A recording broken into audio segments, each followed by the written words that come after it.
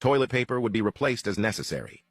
Over my time locked in that room, Wikipedia became my lifeline.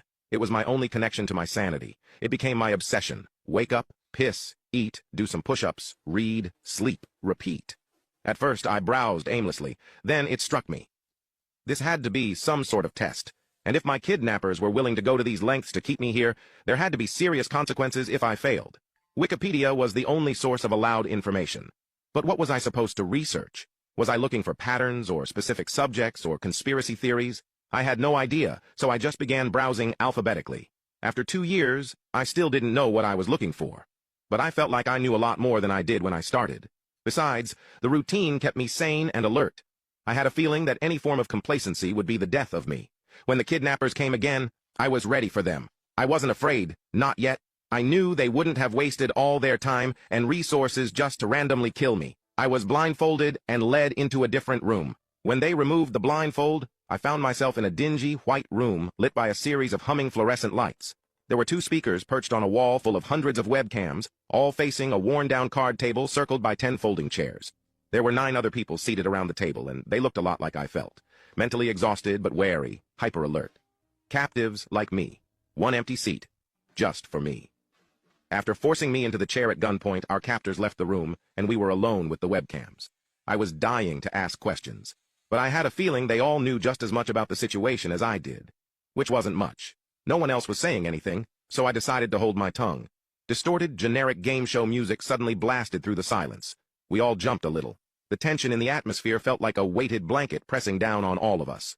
The music stopped as suddenly as it started. All of the webcams now had blinking red lights. All on, all recording. A deep, distorted voice started talking through the speakers. Hello? You are all probably wondering why you are here. You are here because someone paid for you to be here. Our service allows people to settle personal matters through unconventional mediators for a large financial sum. This means that if you are here, you have done something to deserve it. You have committed an atrocity that cannot be rectified through a legal judicial system. Part of the viewers watching through these cameras are your victims. However, there are many live viewers that also enjoy watching our show. Welcome to the 205th weekly episode of The Retribution. The rules are simple. Answer the questions correctly, and you will walk free. You will have a second chance to atone for your sins. Answer incorrectly, and you will be eliminated in a manner consistent with your crimes. Only one person will leave this room. In the event of a tie, the questions will continue until someone is eliminated. When your name is announced, it is your turn. Answering questions not assigned to you will result in immediate elimination. The voice finished speaking, and the music began blaring again. My mind was racing. I was panicking. What did I do? I don't remember doing anything to hurt anyone. I pay my bills on time. I go to work every day. I don't know anyone. I don't know anyone. Sophia Baldwin, you are first. A blonde woman sitting opposite of me went instantly pale. Your question is as follows.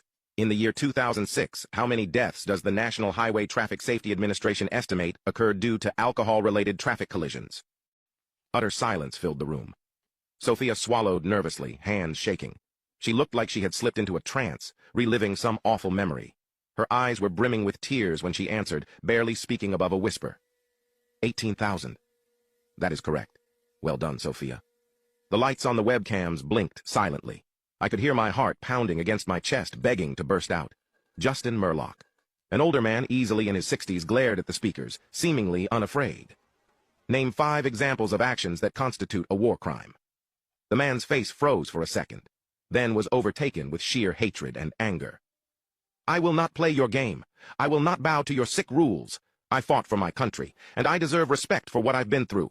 You people have no idea of what sacrifices have been made to allow you to have freedom. You people have... A bullet flew through one of the walls and lodged itself directly in the man's head. He sputtered for a moment, his eyes went blank, and he slumped forward onto the table with a bang. Sophia broke out sobbing, another woman screamed, and we all essentially lost our mind. This was real. This was really happening, and there were still 9 of us left. This was only the beginning of the longest night of my life.